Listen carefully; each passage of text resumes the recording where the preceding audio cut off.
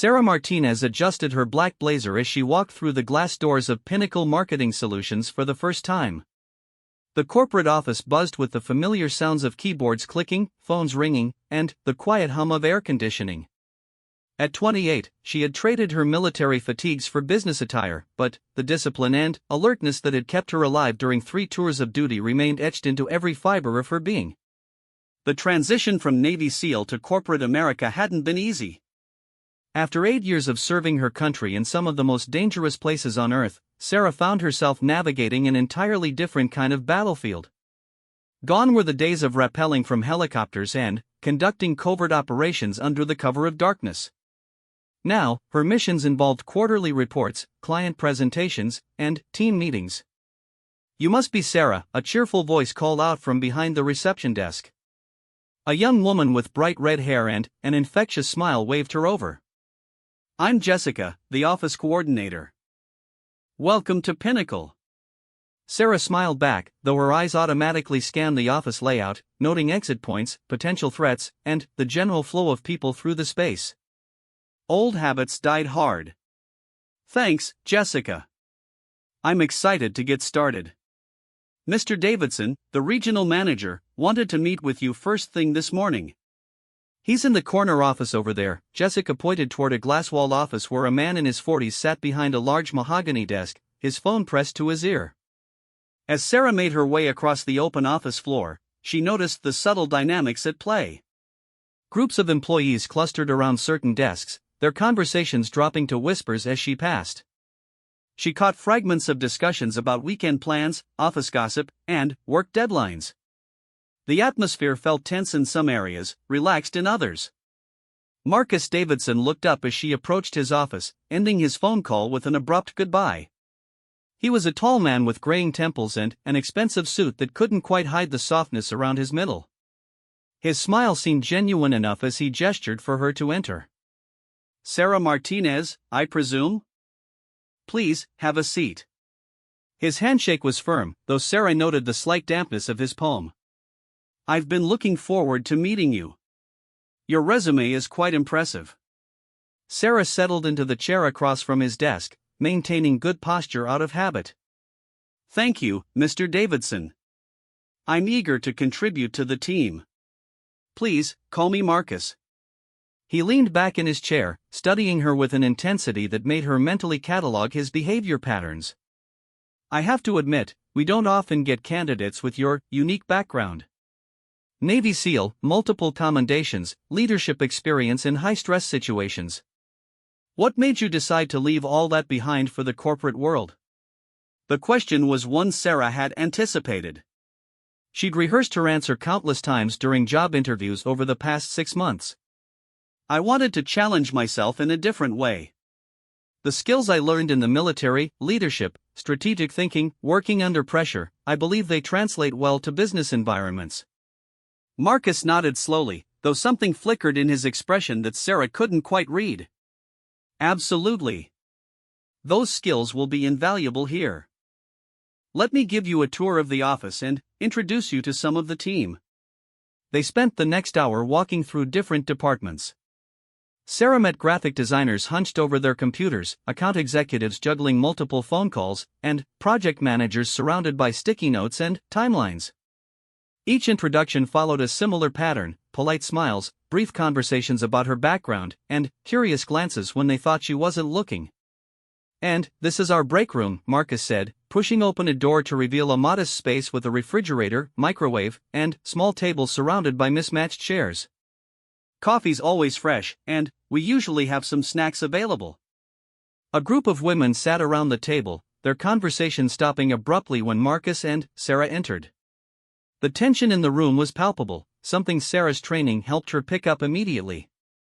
"Ladies, I'd like you to meet Sarah Martinez, our new senior account coordinator." Marcus's voice carried a tone of authority that seemed to make the women uncomfortable. "Sarah comes to us with extensive leadership experience." A woman with short blonde hair and tired eyes looked up first.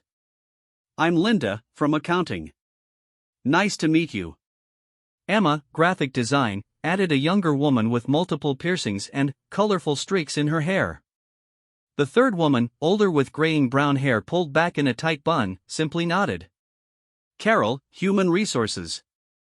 Sarah noticed the way Carol's jaw tightened when Marcus spoke, the way Linda's hands trembled slightly as she reached for her coffee cup, and how Emma avoided making eye contact with their manager altogether. Years of reading body language in life-or-death situations had taught Sarah to recognize fear, and she was seeing it clearly in this room.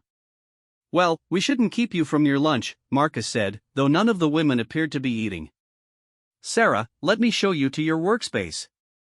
As they left the break room, Sarah caught Carol mouthing something to Linda, but couldn't make out the words. Whatever was happening in this office went beyond normal workplace dynamics. Her desk was positioned in the middle of the main floor, surrounded by other account coordinators and customer service representatives. The setup gave her a good view of most of the office, another habit from her military days, always maintained situational awareness. "I'll let you get settled in," Marcus said, placing a hand briefly on her shoulder. The contact was unnecessary and lasted a bit too long. "If you need anything at all, my door is always open." Sarah spent the rest of the morning familiarizing herself with the company's client management system and reviewing account files. Her immediate colleagues seemed friendly enough, sharing tips about office procedures and filling her in on various client quirks.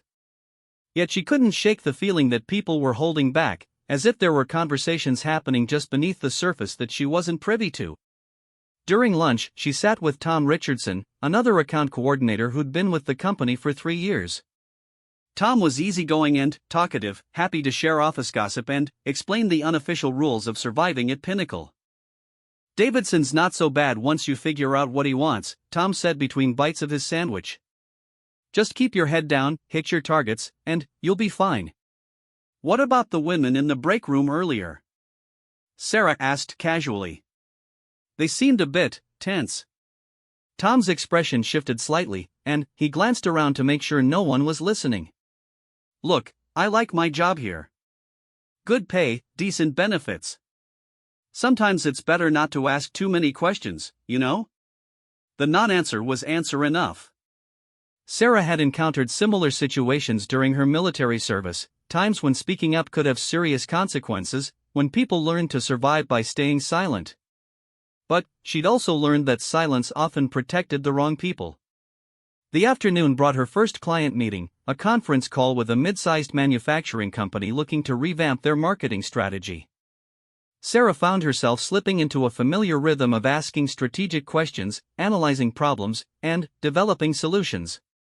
The skills really did translate, and, for the first time since starting her civilian career, she felt truly confident in her abilities. As the workday wound down, Sarah noticed Marcus making his rounds through the office, stopping at various desks to check in with employees. She watched his interactions carefully, noting how his demeanor changed depending on who he was speaking with. With male employees, he was casual and friendly. With women, especially younger women, his behavior became more personal, standing too close, unnecessary touches on shoulders or arms, comments about appearance that had nothing to do with work.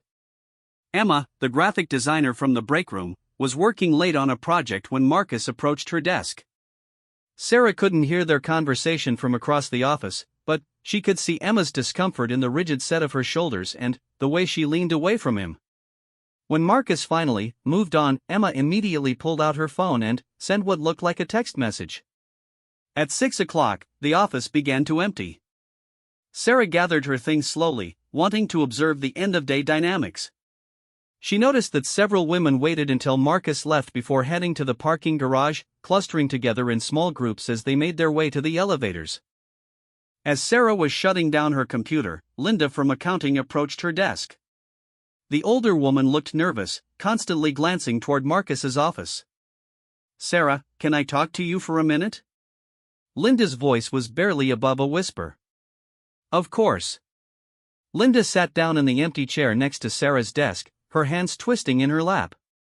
"I heard Marcus mention your military background earlier. Is it true you were in Special Forces?" "I was a Navy SEAL, yes." Linda's eyes widened slightly. "So you know how to handle dangerous situations?"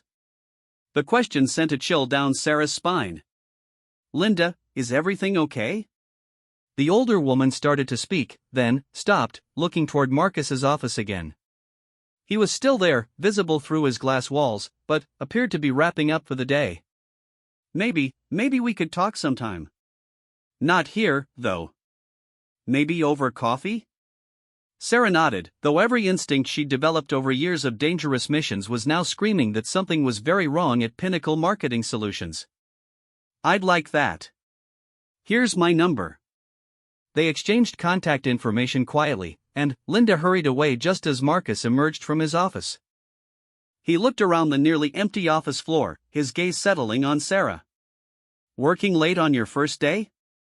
I like that kind of dedication. Just finishing up some reading, Sarah replied, slipping her laptop into her bag. Good. You know, I think you're going to fit in perfectly here. Marcus moved closer to her desk, and Sarah caught a whiff of expensive cologne mixed with something else, the faint scent of alcohol. Perhaps we should have dinner sometime soon. Discuss your career goals, how I can help you advance in the company. The suggestion was phrased professionally, but the undertone was unmistakable. Sarah had heard similar invitations before, though usually in less civilized environments. That's very kind of you to offer. Let me get a few weeks under my belt first, learn the ropes.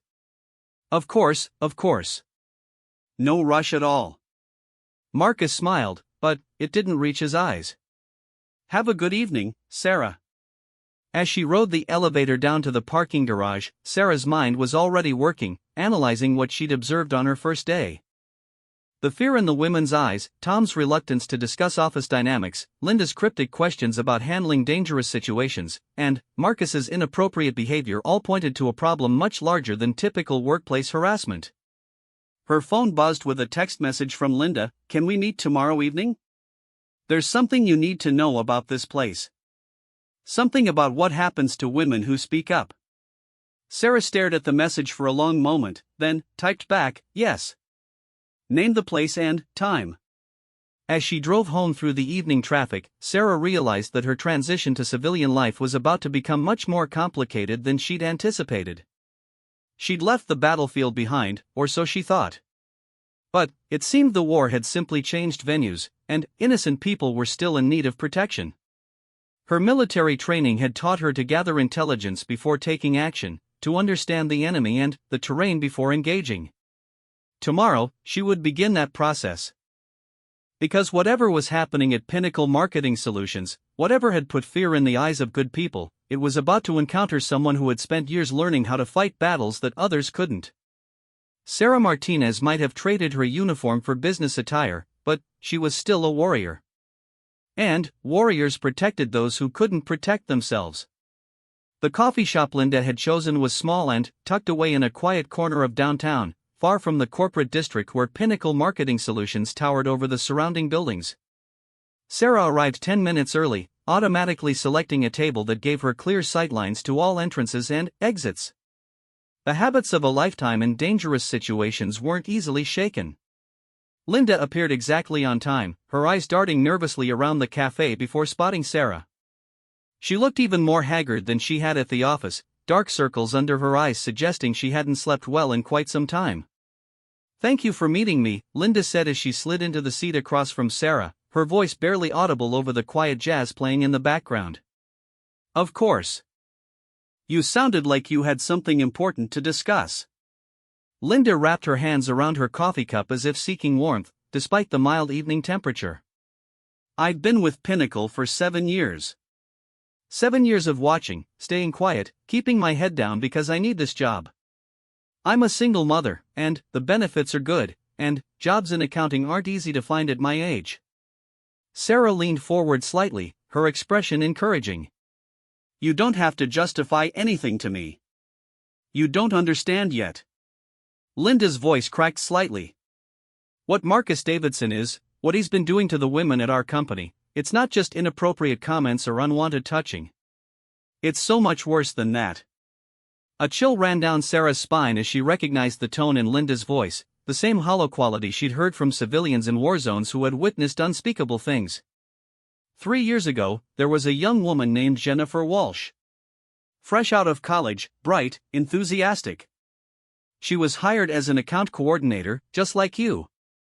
Beautiful girl, long blonde hair, always smiling. Linda paused, staring into her coffee.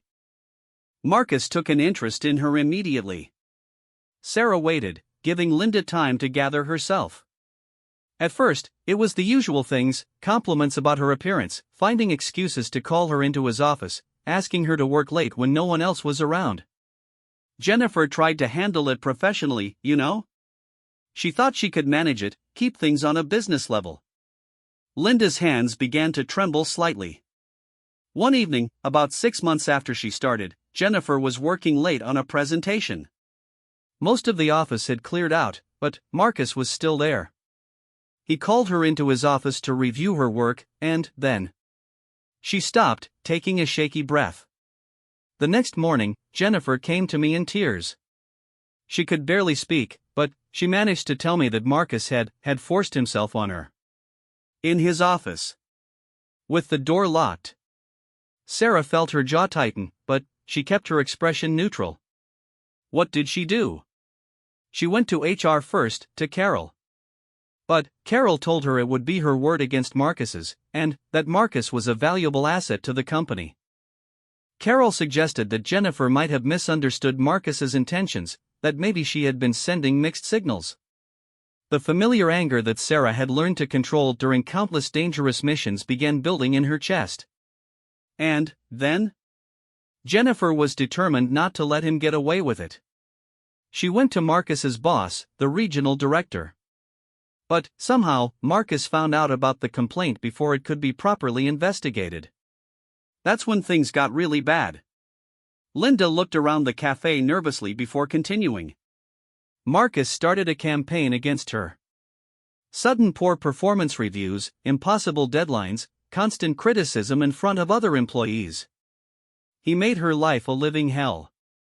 And then she paused again, wiping away a tear that had escaped despite her efforts to maintain composure. Then came the incident in the bathroom. Sarah's blood ran cold, but she kept her voice steady. What happened? Jennifer had been working on a major presentation for our biggest client. She'd put in weeks of preparation, and it was her chance to prove that Marcus's negative reviews were wrong. The presentation was scheduled for 2 o'clock on a Friday afternoon. Linda's voice dropped to barely above a whisper. Around 1:30, Jennifer went to the women's restroom to touch up her makeup and gather her courage. It's a single-occupancy bathroom with a lock, you've probably seen it, down the hall from the copy room. Sarah nodded, remembering the layout from her office tour. Marcus followed her in there. Somehow he had a key, probably got it from maintenance. Jennifer said she was washing her hands when she heard the lock click behind her. When she turned around, Marcus was standing there with this look on his face. Linda shuddered. He told her that if she didn't drop her complaints and learn to be more cooperative, he would make sure she never worked in marketing again. Not just at Pinnacle, but anywhere. He said he had connections throughout the industry. And then, he attacked her again? Worse. He told her exactly what he was going to do to her, in graphic detail, while he... Linda couldn't finish the sentence, but she didn't need to. Sarah's hands clenched into fists beneath the table. How long was she trapped in there? 20 minutes. 20 minutes of terror while he violated her again. When he was finished, he straightened his tie and told her she had 15 minutes to clean herself up and give the presentation of her life. He said if she didn't perform perfectly, if she showed any sign of what had just happened, he would fire her on the spot and make sure she was blacklisted from every marketing firm in the state. The cold rage that Sarah had learned to harness during combat operations was now burning white-hot in her chest. What happened with the presentation? She gave it. Can you imagine? 20 minutes after being brutally assaulted, she stood in that conference room and delivered a flawless presentation to our biggest client. I was there, taking notes for the financial projections. I'll never forget the look in her eyes, like she was somewhere far away, just going through the motions to survive. Did anyone else know what had happened? I suspected something was wrong. Jennifer looked broken. But I was too afraid to ask, too afraid to get involved. After the presentation, she went straight to her desk, packed her things, and left. She never came back. Sarah leaned back in her chair, processing the horrific story. Did she file charges? Go to the police? Linda shook her head sadly. She tried. But Marcus had been smart about it. He made sure there were no witnesses, no physical evidence that couldn't be explained away. And, when Jennifer went to the police, suddenly, there were questions about her work performance, her emotional stability. Marcus had built a paper trail that made her look unreliable. What about other witnesses? Other women who had experienced similar treatment? That's just it, Marcus is careful. He chooses his victims wisely. Young women, usually new to the company, often without strong support systems or family in the area. Women who need their jobs desperately and can't afford to fight back. Sarah thought about her own situation, how Marcus had immediately taken an interest in her, the dinner invitation, the way he'd looked at her. Has this happened to others? Jennifer wasn't the first, and she wasn't the last. There was Michelle Rodriguez, who quit suddenly, after working here for only 3 months. She left town entirely, moved back to live with her parents in another state. And Rebecca Chen, who used to work in graphic design. One day she was here, the next she was gone. No 2 weeks' notice, no forwarding address. And Emma? The graphic designer I met yesterday? Linda's face went pale. Emma's been his latest target. She's been trying to tough it out, but I can see what it's doing to her.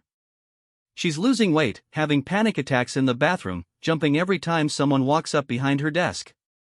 The pieces were falling into place now. Sarah understood the fear she'd seen in the women's eyes, the way they clustered together for safety, Tom's reluctance to discuss office dynamics. Why hasn't anyone gone to the authorities? To the State Labor Board, the FBI? Because Marcus Davidson isn't just some middle manager, Sarah. His family owns 20% of Pinnacle Marketing Solutions. His uncle is the CEO, his cousin is the head of legal affairs. The company has lawyers, money, and connections. They've perfected a system for discrediting victims and covering their tracks. Linda reached across the table and grabbed Sarah's hand. But you're different. You have training, experience, skills that the rest of us don't have. You know how to fight battles that we can't even imagine. What exactly are you asking me to do? I don't know yet. But something's got to be done. Marcus has been getting bolder, more aggressive. Emma told me yesterday that he cornered her in the supply room and told her he was planning a special project that would require her to work very closely with him. One-on-one. After hours. Sarah felt her military training kicking in, her mind automatically beginning to formulate a plan of action. Has Emma considered quitting? She can't afford to. She's got student loans, rent, car payments. And Marcus made it clear that if she leaves, he'll make sure she never gets another job in the field. He's done it before, called contacts at other agencies, spreading rumors about employees being difficult to work with or having performance issues. So he's trapped these women in a system where they can't leave and they can't fight back. Exactly. It's like he's created his own personal hunting ground. Sarah was quiet for a long moment, thinking through the implications of what she'd learned. In the military, when faced with an enemy who was systematically targeting innocent people, the response was clear: neutralize the threat. But this was civilian life, with different rules, different consequences. Linda, I need you to understand something. If we're going to do something about this, it has to be done right. We need evidence, witnesses, documentation. And we need to make sure that when we move against him, he can't retaliate against you or anyone else. You'll help us? I'll help you. But I need to know everything, every incident, every victim, every witness. And we're going to have to be very careful about how we proceed. Linda's eyes filled with tears of relief. Thank you. You don't know what this means to all of us. We're going to need Emma's cooperation. And anyone else who's been affected by this. Can you arrange a meeting? I think so. There are 4 of us who know what's been happening: myself, Carol from HR, Emma, and Janet from customer service. We've been meeting informally, trying to support each other, but we've never had anyone who could actually do something about it. Set up a meeting for this weekend. Somewhere private, away from the office. And, Linda? Sarah's voice carried the steel that had gotten her through the most dangerous missions of her military career. This ends now. Marcus Davidson is about to learn that he picked the wrong woman to target. As they left the coffee shop, Sarah's mind was already working through the tactical considerations. She needed intelligence, evidence, and allies. But, most importantly, she needed to make sure that when this was over, Marcus Davidson would never be able to hurt another woman again. The next few days at the office took on a different quality for Sarah. She watched Marcus with the same intensity she'd once reserved for enemy combatants, cataloging his movements, his patterns, his methods. She saw him corner Emma near the copy machine, his body language clearly threatening despite the smile on his face. She noticed how he found excuses to touch female employees, a hand on a shoulder here, a brush against an arm there. She observed the way women altered their routes through the office to avoid his path, the way conversations stopped when he approached. On Thursday afternoon, Sarah received a text from Linda, Saturday, 2 p.m., City Park Pavilion near the lake. Everyone's agreed to come. As she deleted the message, Sarah caught Marcus watching her from his office. He raised his hand in a friendly wave, but there was something calculating in his expression that made her skin crawl. The war was about to begin, and Sarah Martinez had never lost a battle that mattered. The pavilion at City Park was nearly empty on Saturday afternoon, with only a few families scattered around the picnic areas and children playing on the distant playground. Sarah arrived first, choosing a table that provided good sightlines in all directions while offering privacy for their conversation. The autumn air carried the scent of falling leaves and the distant sound of ducks on the lake. Linda arrived with Carol from HR, both women looking nervous but determined. Emma came next, her usual colorful appearance muted by dark clothes and sunglasses that couldn't quite hide the dark circles under her eyes. The last to arrive was Janet from customer service, a woman in her 40s with prematurely gray hair and the bearing of someone who had been fighting battles for a long time. "Thank you all for coming," Sarah said as they gathered around the picnic table. "Before we begin, I want everyone to understand that what we discuss here stays between us until we decide how to proceed.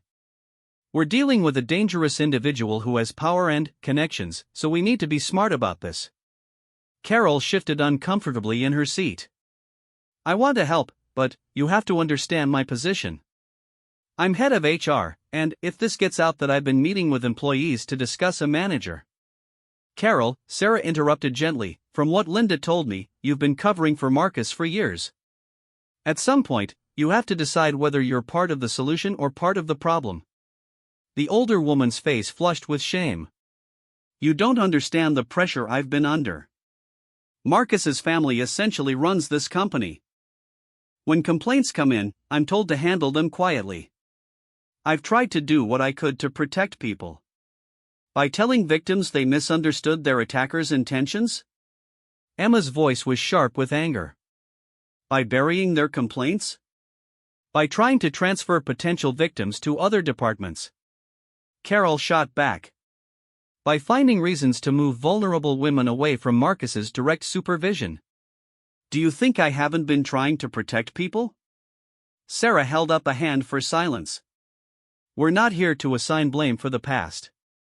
We're here to stop this from continuing. Carol, if you want to help now, I need to know everything about the complaints that have been filed, the documentation you have, and the company's official policies regarding sexual harassment." Carol nodded slowly. "There have been 7 formal complaints over the past 5 years. All were marked as unsubstantiated after investigation, but I kept copies of everything. The original complaint forms, witness statements, follow-up interviews." "Hidden copies?" "Yes. In a safety deposit box. I knew someday this might come to light, and I wanted to have evidence that I hadn't just ignored these women." Sarah felt a spark of hope. "That's good. That's a start. What about security cameras in the office?" There are cameras in the main areas, but not in individual offices or the restrooms. Marcus made sure of that when the security system was installed. Emma leaned forward, her voice trembling slightly. He's getting worse. More aggressive. Yesterday he cornered me in the supply room and he touched me. He said it was just the beginning, that if I wanted to keep my job, I needed to learn to be more accommodating. Janet reached over and squeezed Emma's hand. We believe you. We're going to stop him. How? Emma asked. You've all seen what happens to women who try to fight back. He destroys them. He has money, lawyers, connections. What do we have? Sarah's voice carried the confidence of someone who had faced impossible odds before. We have the truth. And we have something Marcus Davidson has never encountered before, someone who knows how to fight dirty. She looked around the table, meeting each woman's eyes. But I need to be completely honest with all of you. If we do this, if we really go after him, he's going to fight back with everything he has. Your jobs will be at risk. Your reputations might be attacked. He'll try to discredit each of you, make your lives miserable. Are you prepared for that? Linda spoke first. I'm tired of being afraid every day I come to work. I'm tired of watching young women get destroyed by that monster. Carol nodded. I should have done something years ago. I let my fear of losing my job override my responsibility to protect people. Janet's jaw was set with determination. My daughter is starting college next year. She's going to enter the workforce soon, and I'll be damned if I let her walk into a world where predators like Marcus can operate with impunity.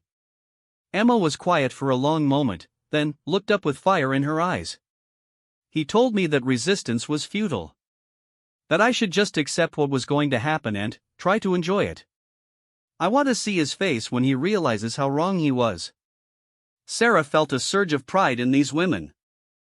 They were civilians, untrained in combat, but they had the kind of courage that couldn't be taught in any military academy. All right then. Here's what we're going to do. First, we need evidence. Real, undeniable evidence of Marcus's behavior.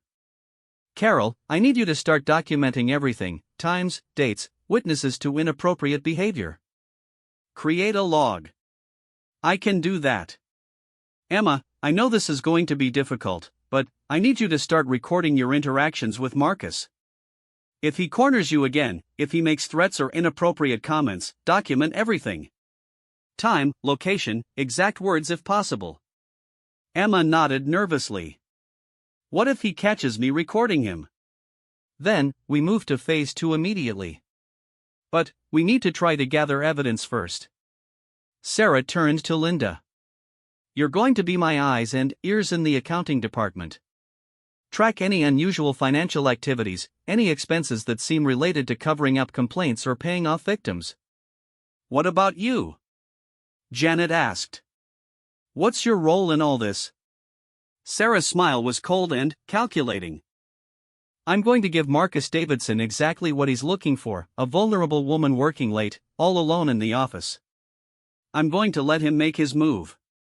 The women stared at her in shock. Carol was the first to speak. Sarah, that's incredibly dangerous.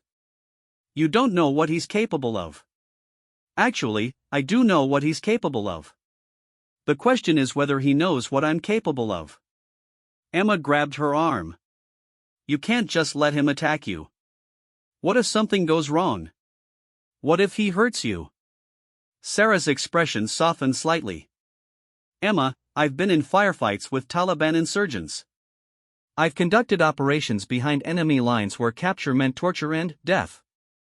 I've been trained to handle situations that would give most people nightmares. Marcus Davidson is a coward who preys on helpless women. When he comes up against someone who can fight back, he's going to find himself in very unfamiliar territory. But, what's the plan? Linda asked. Even if you can defend yourself, how does that help us get rid of him? Because this time, there will be witnesses. This time, we'll have evidence. And, this time, when Marcus Davidson drags a woman into that bathroom, she'll be ready for him. Sarah spent the next hour explaining her plan in detail. It was complex and dangerous, requiring precise timing and coordination between all the women. But it was also their best chance to gather the kind of evidence that would not only end Marcus's career but potentially land him in prison. As the meeting broke up, each woman knowing her role in the coming operation, Sarah felt the familiar pre-mission adrenaline beginning to flow through her system. She had spent weeks adjusting to civilian life, trying to fit into a world where problems were solved with meetings and memos. But now she was back in her element, protecting innocent people from a dangerous enemy. Monday morning came with an unseasonable chill in the air. Sarah arrived at the office early, noting that Marcus's car was already in the parking garage. As she settled into her desk, she began implementing the first phase of her plan. Over the next 3 days, Sarah carefully established a pattern of working late. She would stay until 7 or 8 o'clock, long after most employees had gone home, always making sure Marcus was aware of her presence. She volunteered for extra projects, offered to help with deadline-driven work, and generally made herself visible as a dedicated employee willing to go above and beyond. Marcus noticed, of course. He began stopping by her desk more frequently, complimenting her work ethic and dedication. The dinner invitation was repeated twice, each time with slightly more pressure and less professional pretense. On Wednesday evening, as Sarah was reviewing client files at her desk, Marcus approached with a manila folder in his hand. "Sarah, I hate to ask this, but I have a presentation for the board tomorrow morning, and I need someone to review the financial projections. Would you mind staying a bit later to go over these numbers?" It was perfect, exactly the kind of setup she had been waiting for. "Of course, Marcus. I'm happy to help." "Excellent. Let's give the office a chance to clear out, and then we can spread these documents out in the conference room where we'll have more space to work." As the office emptied around them, Sarah maintained her normal routine while internally preparing for what was to come. At precisely 7:30, with the building nearly deserted except for security, Marcus appeared at her desk again. "Ready to tackle those projections?" "Absolutely." They made their way to the conference room, a glass-walled space in the center of the office floor. Sarah noticed that Marcus had already drawn the blinds, ostensibly for privacy while working on sensitive financial documents. For the first 20 minutes, they actually worked on the presentation. Marcus was professional, even charming, as they reviewed charts and discussed budget allocations. Sarah found herself grudgingly admitting that he was intelligent and good at his job, which somehow made his predatory behavior even more disgusting. "You know, Sarah," Marcus said as he closed the folder of documents, "I've been really impressed with your performance these past few weeks. You're exactly the kind of employee we need more of at Pinnacle." "Thank you. I'm enjoying the challenge. I think there are significant opportunities for advancement for someone with your skills and dedication." He moved his chair closer to hers, ostensibly to point at something on the paper between them. Of course, advancement in any company depends on developing the right relationships with the right people. Sarah kept her expression neutral, though every muscle in her body was coiled for action. "I believe in earning advancement through hard work and results." Marcus laughed, but there was no humor in it. "That's admirable, but naive. The real world doesn't work that way. Success requires flexibility, willingness to be cooperative when opportunities arise." His hand moved to rest on her knee, and Sarah felt the familiar cold rage beginning to build. "Marcus, I think we should keep our relationship professional." "Professional relationships are important," he agreed, his hand moving higher up her leg. "But personal relationships can be much more rewarding. For both parties involved." Sarah stood up abruptly, stepping away from his reach. "I think I should head home now. It's getting late." The mask slipped from Marcus's face for just a moment, revealing something cold and predatory underneath. But then, the charming smile returned. Of course. Perhaps we could continue this conversation tomorrow evening. Over dinner, away from the office where we can speak more freely." "I'll think about it." As Sarah gathered her things and headed for the elevator, she knew the real test was coming soon. Marcus had made his intentions clear, tested her boundaries, established his pattern. Soon he would make his move, and, when he did, she would be ready. The next morning, Emma sent Sarah a brief text. "He cornered me in the bathroom yesterday. Said I had until Friday to make my decision." Sarah stared at the message, feeling her protective instincts flare. Friday was 2 days away. Time was running out, and Marcus was escalating his timeline. She typed back quickly, "Stick to the plan. It ends this week." As she deleted the message chain, Sarah caught Marcus watching her from his office. This time, he didn't bother with the friendly wave. The predator was done pretending, and the hunt was about to begin. Friday arrived with gray skies and the promise of an early winter storm. Sarah had barely slept the night before, her mind running through every detail of the operation she and the other women had planned. By 6 a.m., she was already at the office, preparing for what would either be Marcus Davidson's downfall or a disaster that could destroy them all. The day proceeded with an almost surreal normalcy. Marcus was in meetings most of the morning, his behavior towards Sarah professional and distant. Emma avoided eye contact with everyone, her movements jerky with barely controlled panic. Carol busied herself with paperwork, while Linda kept glancing at the clock as if willing time to move faster. At 4 o'clock, Sarah received an internal message from Marcus: "Need to discuss the Henderson account after hours. Please plan to stay late this evening." The message was copied to Carol in HR, establishing a paper trail that showed Sarah had been asked to work late for legitimate business reasons. It was exactly the setup they had anticipated. As the office began to empty for the weekend, Sarah made a point of being visible to the remaining employees. She chatted with Tom Richardson about weekend plans, helped a graphic designer troubleshoot a computer problem, and generally established that she was staying late for work-related purposes. By 6:30, the office floor was nearly deserted except for security making their rounds.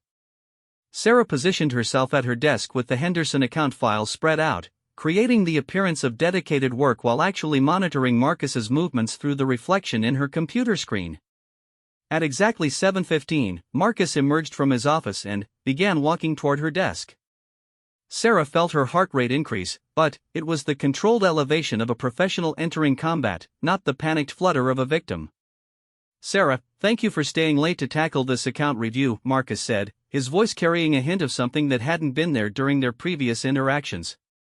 "I think we should move to my office where we can spread out these documents properly." "Actually, I have plenty of room here," Sarah replied, not looking up from the papers. "These quarterly reports are pretty straightforward." "I insist. There are confidential aspects of this account that require privacy." Sarah looked up then, meeting his eyes directly. What she saw there confirmed everything Linda had told her about Jennifer Walsh and the others. The polite professional mask was gone, replaced by something hungry and predatory. "Of course," she said, gathering the files. "Your office it is." Marcus's office felt smaller once they were both inside with the door closed. Sarah noticed immediately that he had positioned his desk chair to block her access to the door, a detail that spoke to careful planning on his part. "Please, have a seat," Marcus said, gesturing to the chair directly in front of his desk. For the first few minutes, they actually discussed the Henderson account. But Sarah could see Marcus growing impatient, his eyes wandering over her body in a way that made her skin crawl. She had dealt with unwanted attention from men throughout her military career, but this felt different, more calculated and dangerous. "You know, Sarah," Marcus said, closing the account folder, "I've been thinking about our conversation earlier this week. About advancement opportunities and the importance of developing the right relationships." "I remember." He stood up and walked around the desk, positioning himself between Sarah and the door. "I think there's been a misunderstanding about the nature of our professional relationship." Sarah remained seated, her posture relaxed but ready. "What kind of misunderstanding?" "The kind that suggests you have more control over your situation here than you actually do." Marcus's voice had turned cold, all pretense of professional courtesy abandoned. "You see, Sarah, I've done some research on you since you started working here." A chill ran down Sarah's spine, but she kept her expression neutral. "Have you?" "Honorable discharge from the Navy, but no family in the area. No significant other, no local support system." modest savings account, student loans still being paid off. In other words, you need this job, and you can't afford to lose it. Sarah stood slowly, every muscle in her body coiled for action. What exactly are you suggesting, Marcus? I'm not suggesting anything. I'm explaining how things are going to work. He stepped closer, close enough that she could smell the whiskey on his breath despite the early hour. You're going to be very accommodating when I make requests of you. Very cooperative. Very grateful for the opportunities one provide. And if I'm not? Marcus smiled, and it was the most chilling expression Sarah had ever seen. Then, you'll find yourself unemployed, blacklisted from every marketing firm in the state, and facing very serious questions about your job performance and mental stability. I have friends throughout this industry, Sarah. One phone call from me, and you'll never work in marketing again. Sarah took a step back, allowing him to advance into what he thought was a dominant position. That sounds like blackmail, Marcus. That sounds like reality. You can make this easy on yourself, or you can make it very difficult. But either way, you're going to give me what I want. What you want? Marcus reached out and grabbed her wrist, his grip tight enough to leave marks. I want you to understand your place here. I want you to show proper appreciation for my mentorship. And I want you to start right now, in my office, by showing me just how grateful you can be. Sarah looked down at his hand on her wrist, then back up at his face. Marcus, I need to use the restroom first. He laughed, a sound devoid of any warmth. Of course you do. How convenient. But I don't think so, Sarah. You're not leaving this office until we've reached an understanding. Please. Just give me 5 minutes to prepare myself mentally for whatever you have in mind. Something in her tone, a quality of resignation that he interpreted as submission, seemed to satisfy him. 5 minutes.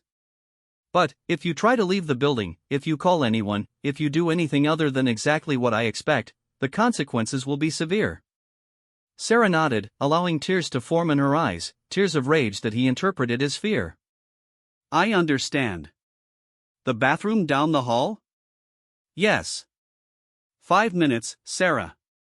Not 1 second longer. As Sarah walked toward the door, Marcus called out behind her. Oh, and, Sarah? Don't even think about trying to get help from security. They work for me. Sarah nodded again and stepped out of his office, closing the door behind her. But, instead of heading to the restroom down the hall, she made a quick detour to the supply closet where Emma was waiting with a small recording device. Did you get all of that? Sarah whispered. Emma nodded, her face pale but determined. Every word. The threats, the blackmail, everything. Good. Now get to the parking garage and wait in your car. If this goes wrong, if I don't come out in 30 minutes, you take that recording straight to the police. Sarah, are you sure about this? He might have a weapon, he might, Emma, trust me. I've handled worse threats than Marcus Davidson. Sarah made her way to the women's restroom, knowing that Marcus would be growing impatient. She used the time to center herself, to access the cold, calculated mindset that had carried her through the most dangerous missions of her military career. When she returned to Marcus's office, she found him standing behind his desk, his jacket off and his tie loosened. The predatory smile on his face made her stomach turn. Feeling better? He asked mockingly. Much better, Sarah replied, stepping into the office and closing the door behind her. Good. Now, I think it's time we discuss the terms of your continued employment here. Marcus moved toward her, but this time Sarah didn't back away. Instead, she stood her ground, watching him approach with the same calm focus she'd once used to track enemy combatants through hostile territory. Actually, Marcus, she said quietly, I think it's time we discuss something else entirely. Something in her tone made him pause. The confidence that had carried him through years of terrorizing women flickered for just a moment. What are you talking about? I'm talking about Jennifer Walsh. And Michelle Rodriguez. And Rebecca Chan. And all the other women whose lives you've destroyed. Marcus's face went white, then flushed red with anger. I have no idea what you're talking about. Of course you don't. Just like you have no idea what you were planning to do to me in this office. Just like you have no idea what you've been doing to Emma. You're delusional. And you're about to find out what happens to employees who make false accusations. Marcus lunged toward her then, his hands reaching for her shoulders with the clear intent to overpower her. But, instead of a helpless victim, he found himself facing a woman who had been trained to kill with her bare hands. Sarah's response was swift and precise. She caught his wrist in a grip that stopped his forward momentum, twisted his arm behind his back, and swept his legs out from under him in one fluid motion. Marcus found himself face down on his office carpet with Sarah's knee pressed into his spine and his arm bent at an angle that would break if he struggled. "What the hell?" Marcus began, but Sarah increased the pressure on his arm, cutting off his words. "You're going to listen very carefully, Marcus," Sarah said, her voice deadly calm. "Because I'm only going to explain this once. My name is Sarah Martinez, former Navy SEAL, 3 tours of duty in Afghanistan, expert in close quarters combat and survival tactics. I've killed enemy combatants with my bare hands, and I've survived situations that would break your mind." Marcus tried to struggle, but Sarah adjusted her position, demonstrating just how helpless he truly was. "The women you've been terrorizing asked me to help them. They told me about your little hunting ground here at Pinnacle, about how you've been systematically destroying lives for years." "Did you really think you could continue forever without consequences?" "You can't prove anything," Marcus gasped, though his bravado was rapidly fading. "Actually, I can. You see, our entire conversation tonight was recorded. Your threats, your blackmail attempts, your admission of having contacts throughout the industry to destroy careers, all of it documented." Sarah released his arm and stood up, allowing Marcus to roll over and face her. The fear in his eyes was a stark contrast to the predatory confidence he'd displayed just minutes earlier. "But here's what's really going to happen, Marcus. You're going to walk out of this office, go home, and submit your resignation effective immediately. You're going to liquidate your assets and establish a victim compensation fund for every woman you've harmed.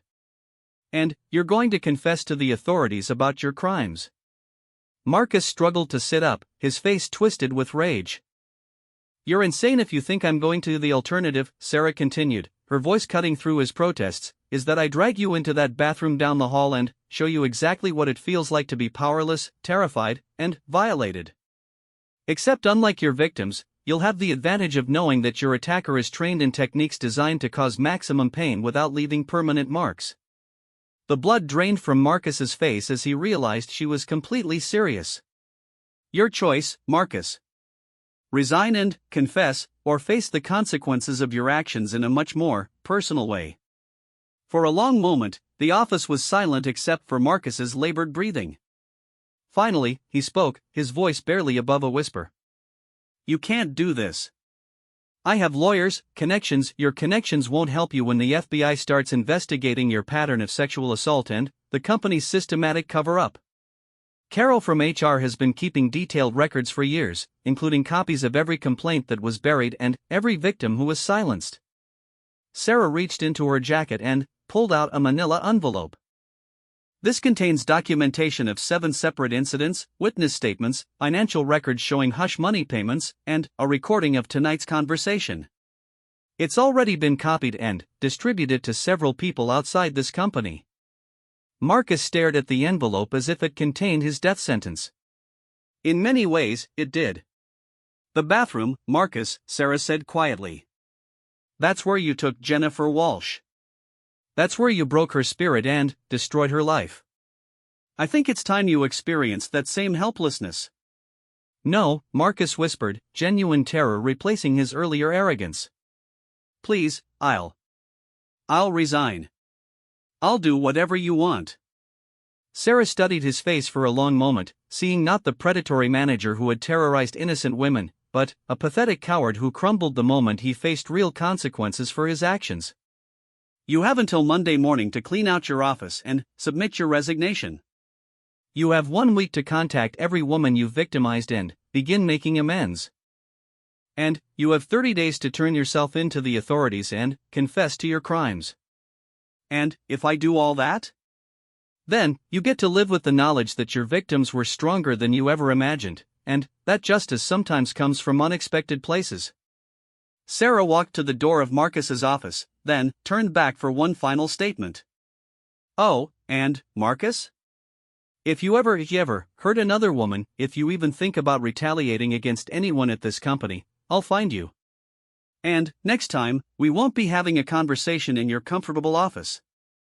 As Sarah left the building that night, she found Emma waiting in the parking garage, tears of relief streaming down her face. Is it over? Emma asked. It's over, Sarah confirmed. He won't be bothering anyone here ever again. Monday morning brought news of Marcus Davidson's sudden resignation due to personal reasons. By Tuesday, rumors were circulating throughout the company about an internal investigation. By Wednesday, Carol had submitted a formal report to the State Labor Board detailing years of sexual harassment and systematic cover-up. 3 weeks later, Marcus Davidson was arrested on multiple charges of sexual assault, blackmail, and intimidation. The investigation that followed revealed a pattern of abuse stretching back nearly a decade, involving women at 3 different companies where he had worked. Jennifer Walsh, contacted by investigators, agreed to testify. So did Michelle Rodriguez and Rebecca Chen. One by one, the women who had been silenced and terrorized found their voices again. Sarah Martinez continued working at Pinnacle Marketing Solutions, which underwent significant restructuring and implemented new policies to protect employees. But, more importantly, she had discovered something about her transition from military to civilian life. The battles were different, the enemies wore business suits instead of uniforms, and the weapons were laws and evidence instead of rifles and explosives. But, the core mission remained the same: protect those who cannot protect themselves. Sometimes justice came through proper channels, courts, law enforcement, official investigations. But, sometimes it required a more direct approach, delivered by someone who understood that the only thing bullies and predators truly feared was facing an opponent who could fight back. Marcus Davidson had spent years believing he was untouchable, protected by power and privilege and the silence of his victims. He learned too late that he had made one critical error in judgment: he had targeted a woman who had been trained to win wars.